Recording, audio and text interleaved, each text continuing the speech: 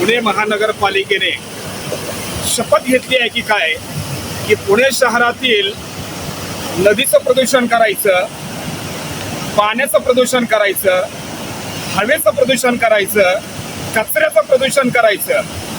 पुणे महानगरपालिकेच्या हद्दीतील वडगाव धायरी आणि वडगाव या ठिकाणी आता आलेलो आहे. मला संपूर्ण पुणेकरांना दाखवून द्यायचं आहे की पुणे शहरामध्ये नदीचं प्रदूषण कसं सुरू आहे. पाण्याला फेस आलेला आहे, केमिकलचं पाणी.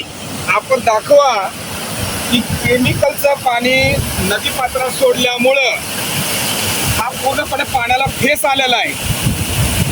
आणि पुणे शहरामध्ये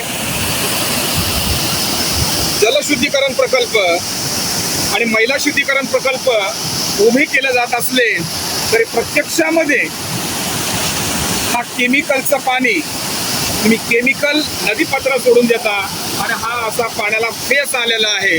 मित्रांनो, या घटनेचा पूर्ण व्हिडिओ बघण्यासाठी खाली दिलेल्या लिंकवर क्लिक करा आणि आमच्या चॅनलला लाईक, शेअर आणि सबस्क्राईब करायला मात्र विसरू नका. धन्यवाद.